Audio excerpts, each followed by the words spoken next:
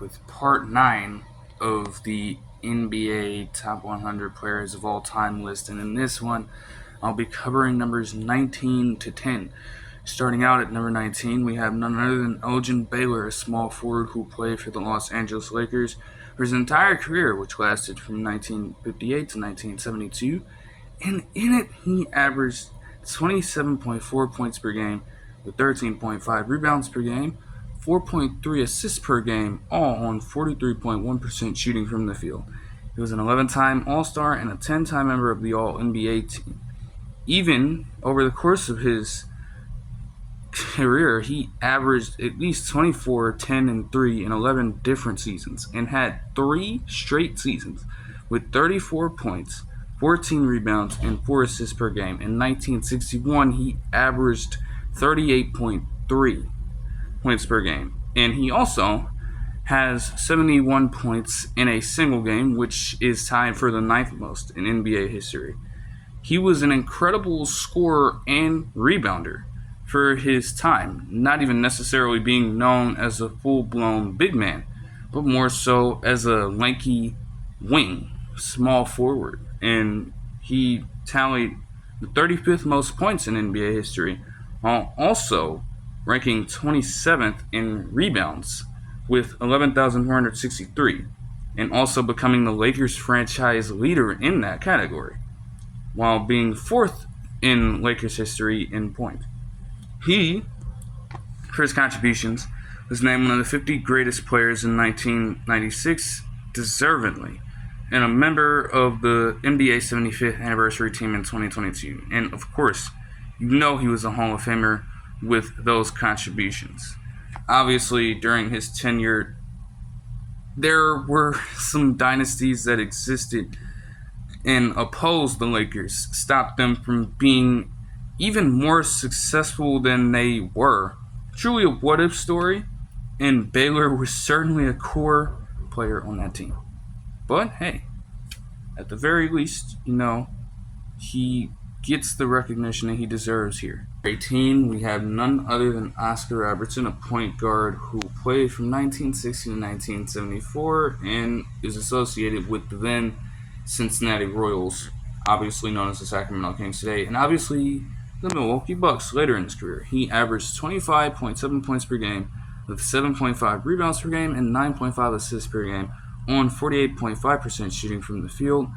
Obviously, he was a 12-time All-Star, an 11-time member of the All-NBA teams, a league leader in assists 6 different times, and won an MVP in 1963, where he averaged 31.4 points per game, 11 rebounds per game, and 9.9 assists per game, won 48.3% shooting from the field, getting dangerously close to setting even more of a precedent than he already did at this point. And the team was largely successful in the season too, as they finished with a 55-25 record, but they lost in the Eastern Division Finals to the Boston Celtics. And this is going to be the story for a lot of the players coming up in this portion of the list. Now, his true triple-double season came in 1961. He became the first player to do so, obviously, with a 30.8 point per game, 11.4 assists per game, and 12.5 rebounds per game, split on 47.8% shooting from the field in 79 games. But that was even less successful than his true MVP season. They lost in the Eastern Division semifinals to the Pistons that year. They were back and forth with the extent of their contention, despite him putting up all these numbers as a member of the Kings franchise. He tallied all these numbers, but obviously it wasn't until he got to Milwaukee and paired up with a player who will be mentioned later on in the list to break through and win a championship in 1971 with Milwaukee. But over the course of his career, individually, he was accomplished. He has the 14th most points all-time in NBA history with 26,710. He ranks 8th in NBA history with 9,887 assists, 5th in free throws made, 25th in PR, 11th in win shares with 189.2, and the second most triple-doubles all time with 181. Obviously, before Russell Westbrook, he was the leader in all-time triple-doubles, and he remains the Kings franchise leader in points and assists to this very day. He was named one of the 50 greatest players in 1996, a member of the NBA 75th anniversary team in 2022, and a Hall of Famer. At number 17, we have none other than Kevin Durant, a forward/guard who has played since 2007 and is currently a member of the Phoenix Suns. He started out his career as a Supersonics/Thunder player because obviously they took the damn franchise away from Seattle and moved it down south, right? He became a Warrior infamously in 2016, and he then became a Brooklyn Net in 2019 during that crazy cycle. Speaking of which, hey, shout out to Adrian Wojnarowski, by the way. You know what I'm saying? He's moving on, doing his own thing. Just a little unrelated segment here. You got to get that man his flowers, bro. That cycle in 2019, that free agency period is probably one of the more historic periods of time, bro. Insanity. And keep in mind, too, that Nets move came while he was recovering from an Achilles injury that he suffered in the NBA Finals against Toronto in 2019. And it sidelined him for the 2019 season. And even then, people do forget sometimes that he re-aggravated that injury in the finals. Because if you don't remember, over the course of the playoffs, he actually dealt with an injury similar to it that sidelined him up to the series in Toronto. And on that fateful night, man, he re-aggravated the injury. It could have very well changed the trajectory of his career, and in terms of production, it hasn't. But in terms of the perception of what he's been able to do on a team success scale since that point, his perception has definitely changed from that point. But I'll get to that in a second.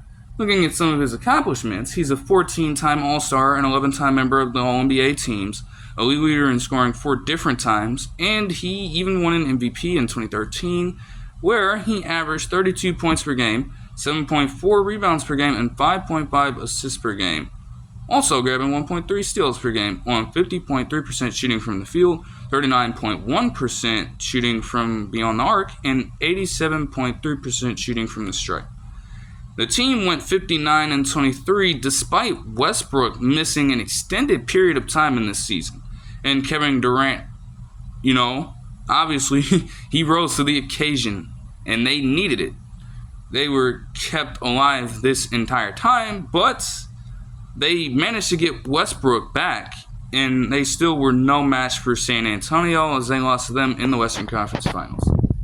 He has also gotten 50-40-90 shooting splits in 2 seasons.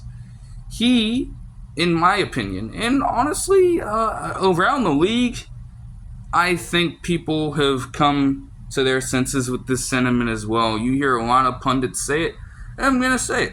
He is the purest scorer the NBA has ever seen. He can dominate from all 3 levels, and the defense isn't truly existent, but if he wants to lock in, especially when he was a Golden State Warrior and he served as a little bit of a rim protector for the team, he can. He just refuses to do it. But his issue is that he has not gone out on the trajectory of some of the other players who are regarded higher than him by going out of his way as the sole player on a team or the leader of a basketball team and leading them to a championship by himself. Because obviously when he went to Golden State, he had as much help as a player needs. Since that point, he has gone to super team after super team, and it's failed tremendously. He has yet to even stand much of a chance in terms of getting an NBA Finals appearance. A little bit of unluckiness as well, because he gets there a short time after the Suns managed to contend for an NBA Finals. But you were about a couple seasons too late. And now they're in a flux with their own big three that's getting paid all of this money and has no way out, whether they are successful in terms of getting a championship or not.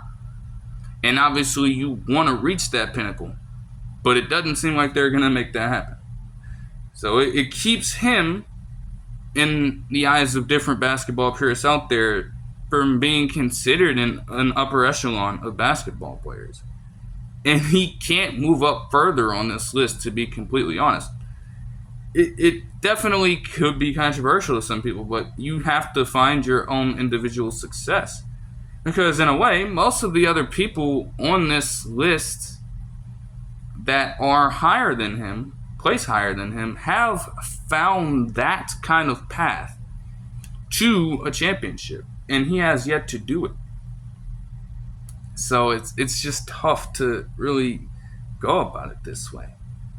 Still, he's all things considered, he's successful in every sense of the word. He has the second most points among active players with 28,924, and he ranks 14th in steals amongst active players with 1,124. He ranks 8th in blocks amongst active players. He ranks 4th in free throw percentage amongst active players. He ranks 2nd amongst active players in win shares with 170.2. He ranks 6th all-time and 4th amongst active players in offensive box plus minus. And he has the 5th highest usage rate amongst active players with 30.2, which lands him at 11th all-time. He won the back-to-back MVPs with the Warriors, and he was named a member of the NBA 75th anniversary team in 2022.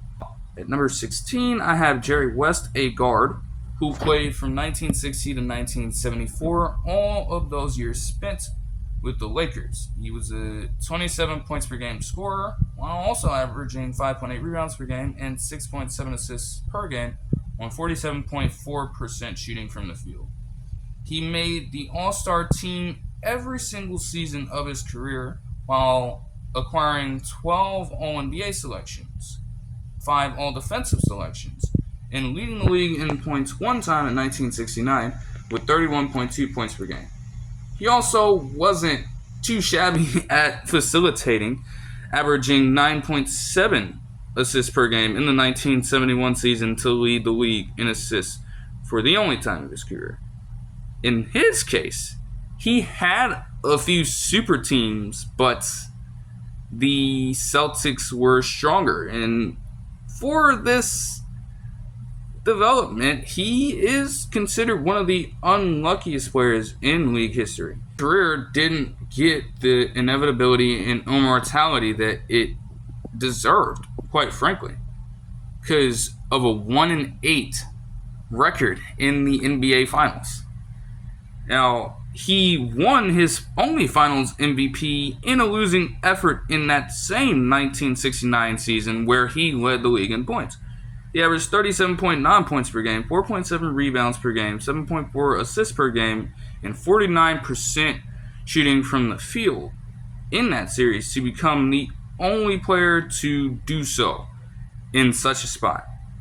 He won an NBA championship in 1972 with the Lakers and ranks 25th all-time in NBA history with total points, 35th in assists, and 39th in triple-doubles with 16. He remains one of the top 10 players in franchise history in most categories. And as well as the playing career, you can't deny all of what he was able to accomplish past that as a coach and a contributor in the front office. Like, think about how great the Warriors dynasty was, or how historic some of the other franchises that he had influence on were. The Lob City Clippers, he played a role in that. The Grit and Grind Grizzlies, he played a role in that. In the earlier parts of his time as a contributor. And that allure will live on for him, as well as his stellar career as a player. He was named one of the 50 greatest in 1996, a member of the NBA 75th anniversary team as both a player and contributor, and was also named a Hall of Famer as both a player and contributor. Rest in peace to the legend. At number 15, we have Moses Malone, a center and power forward who split time between the ABA and NBA, playing for a combined 21 years. He played in the NBA from 1976 to 1995, but started out in the ABA with teams that I'm not too familiar with, abbreviated as UTS and SSL. Then he became a Clipper, Rockets, 76er, Wizard, Hawk, Buck, and Spur to cap off his career. Yeah, who would have thought that he ended up with the Spurs at the very end of it all? Nonetheless, he averaged 20.3 points per game, 12.3 rebounds per game, and 49% shooting from the field for his entire career. He was a 13-time All-Star, an 8-time member of the All-NBA teams, a 2-time All-Defensive Team player, and a league leader in rebounds 6 different times, with a high of 17.6 in 1978. Another player who had a great balance of praise for his work on crashing the boards, as well as scoring from the field, at least in the early portions of his career. He was a 3-time MVP. He won in 1978 and 1981, being perhaps the strongest of his seasons, in which he averaged 31.1 points per game, 14.7 rebounds per game, and 1.5 blocks per game on 51.9% shooting. However, 1982 was largely the most successful of his MVP campaigns. He averaged 24.5 points per game, 15.3 rebounds per game, 1.1 steals per game, and 2 blocks per game on 50.1% shooting, while making a run to his only NBA Finals win, averaging 25.8 points per game, 18 rebounds per game, 2 assists per game, and 3 steals per game on 50.7% shooting in a 4-game sweep of the Los Angeles Lakers in the 1982 season. He averaged at least 13 and 10 for 15 of his first 16 seasons, and at least 20 and 11 for 11 of those same seasons. He tallied the 11th most points all-time in NBA history with 27,409 points, while also ranking 5th in total rebounds with 16,212. He ranks 28th in blocks with 1,733, and his overall dominance in an era filled with dominant big men landed him nods on both the all-time teams for the ABA and the 75th anniversary team for the NBA. He was also named one of the 50 greatest players in 1996 and was inducted into the Hall of Fame. At number 14, I have David Robinson, a center who played from 1987 to 2003 with the Spurs, or at least he was drafted in 1987. Now, he actually served in the military from 1987 to 1989, so he was acquired as a draft and stash player while he served out the rest of his time in the armed forces. So, hey, a veteran, you have to respect it, and obviously his nickname, the Admiral, that'll certainly live on. But not a lot of people get that background. When he entered the league, though, From that point, he averaged 21.1 points per game, 10.6 rebounds per game, 2.5 assists per game, 1.4 steals per game, and 3 blocks per game on 51.8% shooting from the field. Just an incredible player in the regular season. Keep that in mind. He was a 10-time All-Star, a 10-time member of the All-NBA teams, and 8-time All-Defensive Team member. We won the Defensive Player of the Year in 1991, in which he averaged 2.3 steals per game and a league-leading, at the time, 4.5 blocks per game, which is the 7th highest mark in a single season. He also led the league in total points one time in 1993 with 29.8 points per game.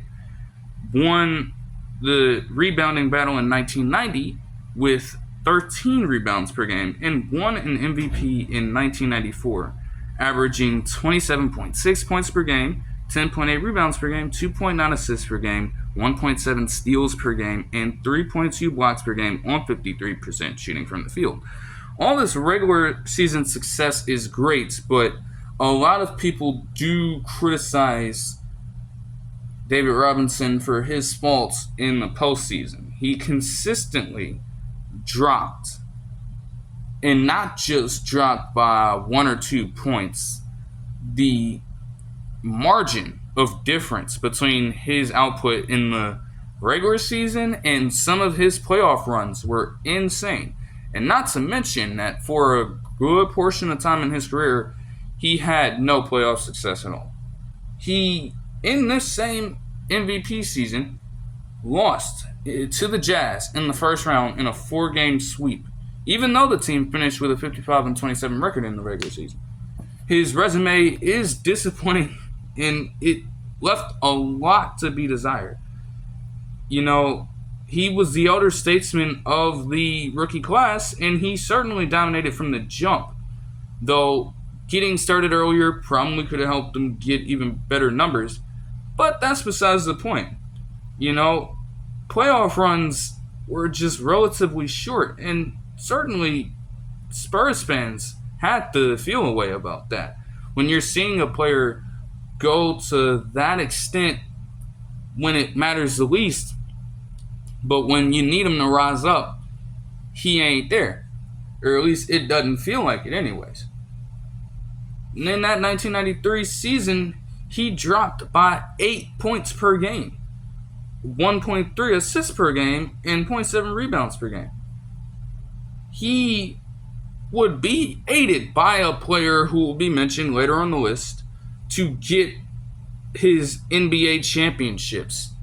But by the years 1999 and 2003, he was nowhere near as effective as he once was, and he was so close to the point of becoming a rotational player at that point. Not a purebred starter. Still, when he was in his prime, there was no denying his presence on the court. He got 71 points in a game on April 24th, 1994 against the Clippers, tied for the 9th most all time. And he has 10,497 rebounds in his career, which ranks 35th. He also has the 6th most blocks with 2,954. He has the 5th best mark in BPM with 7.5, while also having the highest mark for defensive box plus minus with 3.1, net positive. His net defensive rating of 95.6 ranks 4th all time, and his usage rate ranks 63rd at 26.2. He is the Spurs franchise leader in free throws made, box plus minus overall, and offensive box plus minus, and win shares per 48 minutes. He was named one of the 50 greatest players in 1996, an official member of the NBA 75th anniversary team in 2022, and a Hall of Famer. At number 13, I have none other than Karl Malone, a power forward who played for the Jazz and the Lakers to ring chase from 1985 to 2004. Now look here. When it comes to real life, I think most NBA fans at least those who have been NBA fans for at least, say, over 10 years and are actually old enough to get why this is the case, I think the sentiment is pretty clear to the masses that he's a piece of shit in real life and is truly fuck him. We know this already. When we're talking about strictly basketball, though, he was very dominant. He averaged 25 points per game, 10.1 rebounds per game, and 3.6 assists per game on 51.6% shooting from the field. He was a 14-time All-Star from the 1987 to 2000 seasons. He made the All-NBA team 14 different times. He was an All-Defensive team member 4 different times and won the MVP twice, though the earliest MVP win is pretty debated. In the 1996 season, where many believed that Jordan outplayed him in most categories while also being largely successful on a Bulls team that was very successful compared to the Jazz, he won while averaging 27.4 points per game, 9.9 rebounds per game, and 4.5 assists per game on 55% shooting from the field, while also tallying 1.4 steals per game. 1998 season is less debated, though it was a lot weaker for his standard at the time. And obviously being paired alongside John Stockton, the Jazz were in consistent playoff contention, though they didn't make any finals appearances until the late 1990s, where they continued to run into the gauntlet that was Michael Jordan. And as a result, he came out of the 1900s, let's just put it like that, ringless. Now again, like I mentioned earlier, he tried to chase a championship in 2004 with Los Angeles, though that ended up being unsuccessful. He could only be contained by a few players on the court. You go up against him in the post as a defender, I don't even care what size you are getting the work if you were going up against him. Real talk. He was not going to let you deter any of his shots. He was going to impose his will. Now, only if he didn't operate that way in real life, who knows what the perception of him would be at that point. But, hey, that's not a question I can really answer at this point in time. You know what I'm saying? I can't do it. I don't know. He ranks third all time in total points with 36,928, 7th in rebounds with 14,968, 12th in steals with 2,085. He has the most free throws made all time with 9,787. He ranks 4th in win shares with 234.6. He ranks 4th in value over replacement rating with 99. He has the 15th highest usage rate all time with 29.4% and ranks as the franchise leader for the Jazz in a fair amount of statistics. He was named one of the 50 greatest players in 1996, an official member of the NBA 75th anniversary team in 2022, and a Hall of Famer. For 12, I have Wilt Chamberlain, a center who played from 1959 to 1974 with multiple iterations of the Warriors franchise, the 76ers, and the Lakers. He sat out the 1973 season, but honestly, that wouldn't have done much damage to his averages. Any player that is averaging 30.1 points per game and 22.9 rebounds per game is an automatic threat. They just have 4.4 assists per game thrown in there because that's not why Chamberlain became who he was. Now, obviously, he had to adjust his game in these ways to become more of a facilitator later on, but he wasn't necessarily feared in that regard. I think that can be argued. Nonetheless, with just sheer will and dominance, because he was that much better than everybody else, he became a 13-time All-Star, a 10-time member of the All-NBA team, a 2-time member of the All-Defensive teams, and he led the league in scoring 7 times, tallying an average of 50.4 in 1961, which is his career high and the all-time record that will never be broken. Never. He led the league in rebounds 11 different times with an average of 27.2 in 1960, another career high and all-time record that will never be broken. He even led the league in assists one time in 1967 with 8.6 per game. His MVPs are pretty weird. In most of these seasons, it can be said that he was well deserving of these awards. But when you look at the campaigns overall, you don't find too much success from a team standpoint in the long run. Because when you have a player that dominant, you're expecting them to make finals appearances consistently. And that did not happen. In 3 of his 4 MVP campaigns, he failed to make the NBA Finals. He won in 1959, which just so happened to be his rookie season, while averaging 37.6 points per game and 27 rebounds. The team went 49-26 while losing to Boston in the Eastern Division Finals. In 1965, he averaged 33.5 points per game, 24.6 rebounds per game, and 5.2 assists per game. The team finished 55-25 and also lost to Boston in the Eastern Division Finals. And in 1967, he averaged 24.3 points per game, 23.8 rebounds per game, and 8.6 assists per game, while finishing 62-20 and losing to the Celtics in the Eastern Division Finals once more. That's 3 times.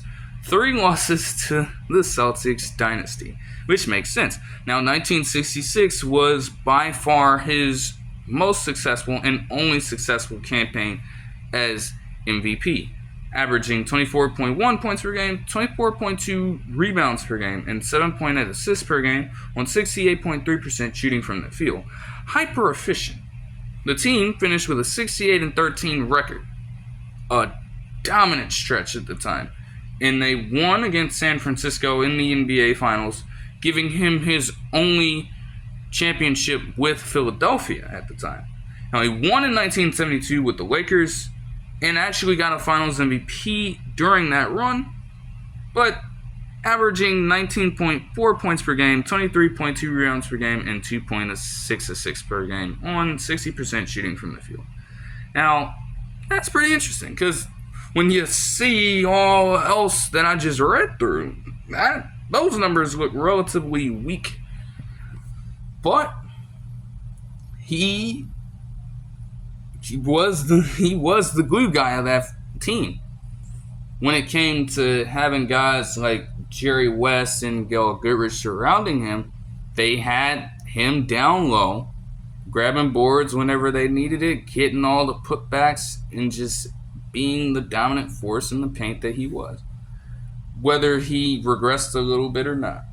Now, he averaged at least 20 and 20 for his first 10 seasons, and he averaged at least 33 points and 24 rebounds per game for his first 7 seasons. I can't even try to state how many milestones that this dude had. You know most, and there are many that you don't know, because his career is that mythical in essence. He doesn't have the inevitability of most legends in the aspect of getting championships, but you can't just act like this man was not truly a man amongst boys. Quite literally. Everybody wants to use that phrase. He was the living, breathing epitome of that. You can throw out any statistic out there that doesn't involve purely shooting. He's going to top that list by far. There were many different tactics in the era that had to be banned because he was such a master of bending those rules. They had to introduce a stricter offensive goaltending rule, and they had to widen the area of the lane once again from 12 to now 16 feet. There were also multiple free throw rules introduced and inbounding rules introduced because his arms are so damn long. It's insane. It's just crazy. There is not much more that I can add. It just takes a little bit of research. You need to see all you need to see. He ranks 7th all time in total points, and he has the most all-time rebounds of 23,924. He was named one of the 50 greatest players in 1996, an official member of the NBA 75th anniversary team in 2022, and a Hall of Famer. At number 11, I have Bill Russell, a center who played from 1956 to 1969 with the Boston Celtics. He averaged 15.1 points per game, 22.5 rebounds per game, and 4.3 assists per game on 44% shooting from the field. He was a 12-time All-Star from 1957 to 1968, and 11-time member of the All-NBA teams. He made an All-Defensive team in 1968 for the first team, and he led the league in rebounding 4 different times, including a high of 24.7 per game in 1963. He won the MVP 5 times, and when you compare him to a player like Wilt Chamberlain, his MVPs were hotly debated. Let's call it what it is. There were not too many dominating talents like him in the league, so the pool of MVP players was relatively short compared to most other campaigns. However, when it comes to team success, it was present. The only season in which he won an MVP and did not win an NBA Finals came in his very first. He averaged 16.6 points per game, 22.7 rebounds per game, on 44.2% shooting from the field in the 1957 season to win his very first MVP. And the team went 49-23, making the NBA Finals, but losing to the St. Louis Hawks in 6 games. From that point on, every single season that he won an MVP for the remainder of his career, they went to the NBA Finals and won in a range of 5 to 7 games. His MVP in 1960 came with a subsequent run to the NBA Finals where they got their revenge against the St. Louis Hawks in 5 games, and the team went 57-22. In 1961, he won again, averaging 18.9 points per game, 23.6 rebounds per game, and 4.5 assists per game on 45.7% shooting from the field, while having the team go 60-20 and winning in 7 against the Lakers. In 1962, he would make another run to the NBA Finals against the Lakers while winning an MVP and beating them in 6. In 1964, he won once again. Though an average of 14.1 points per game looks paltry, the team as a whole went 62-18, winning in 5 games against the Lakers in the NBA Finals once more. He became the first back-to-back MVP, while winning finals trophies consistently. He was an 11-time NBA champion. His statistics will never jump off the page for most of the watchers of basketball out there. But to contend and win at such a rate has to be respected at some point. And for him to be the glue guy for a team that displayed possibly the greatest level of consistency an audience has ever seen, It's insane. He won his last championship as a player-coach. He was the force that held that franchise down. And even with as many great players who played alongside him, they all credit Bill Russell for being such a great leader and, just being the staple for that team. He was also a highly regarded activist at the time while facing a lot of different issues, being who he was at the time. Ran into multiple civil rights issues and societal problems. So he's equally respected for both. He ranks second all-time for rebounds with 21,620, obviously behind Wilt. He got 51 rebounds in a single game against the Syracuse Nationals on February 5th, 1960, which ranks second all-time in a single game. And he also owns the third and fourth most. He was named one of the 50 greatest players in 1996, a member of the NBA 75th anniversary team in 2022, and a Hall of Famer. Both of these last regards come with him being as a player and a coach. He was relatively successful. Number 10, we have another successful Celtics player in Larry Bird, a forward who played from 1979 to 1992, all of those years spent with Boston. He averaged 24.3 points per game, 10 rebounds per game, 6.3 assists per game, and 1.7 steals per game on 49.6% shooting from the field, 37.6% shooting from beyond the arc, and 88.6% shooting from the straight. He was a 12-time All-Star, a 10-time member of the All-NBA teams, a 3-time member of all defensive teams, and a league leader in free throw percentage 4 different times. He averaged a high of 93% in 1989.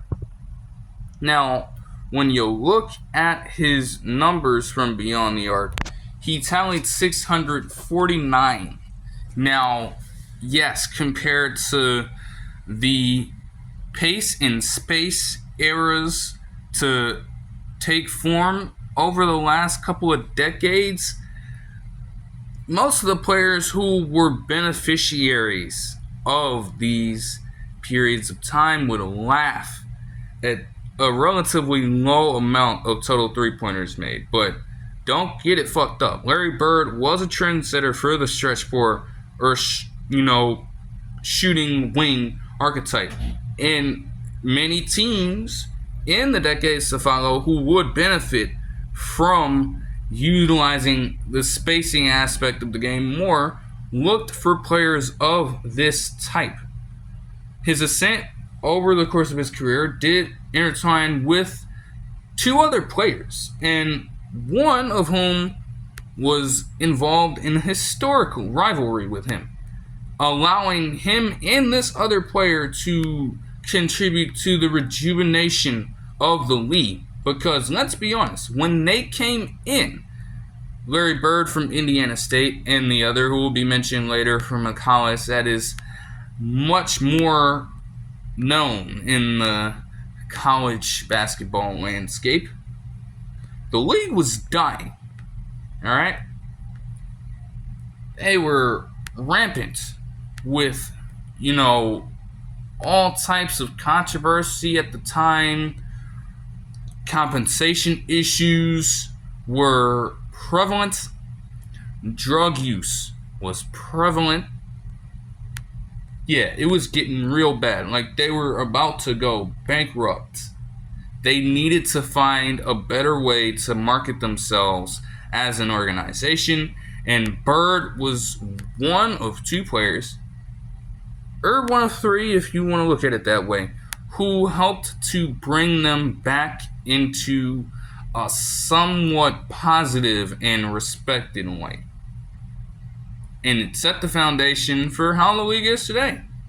He won back-to-back-to-back MVPs while winning an NBA Finals in two of his three campaigns, 1983 and 1985. He lost in 1984 to the Lakers in 6 games, with possibly his strongest output in the regular season, averaging 28.7 points per game, 10.5 rebounds per game, 6.6 assists per game, 1.6 steals per game, and 1.2 blocks per game on 52.2% shooting from the field, 42.7% shooting from beyond the arc, and 88.2% from the free throw line. As I mentioned, he won 3 NBA championships and 2 finals MVPs, his last coming in 1986, but also getting one in 1984. He ranks 48th in assists with 5,695, 14th in free throw percentage with 88.6, 7th in box plus minus with 6.9, and 10th in triple doubles with 59. He also has the 6th most in the playoffs with 10. He leads the franchise in triple doubles, offensive win shares, and value over replacement player. He was named one of the 50 greatest players in 1996, a member of the NBA 75th anniversary team in 2022, and a Hall of Famer. I'll do it for this one. I hope you guys enjoyed the video, and I'll see you guys in the next one where I will cover numbers 9 to 3.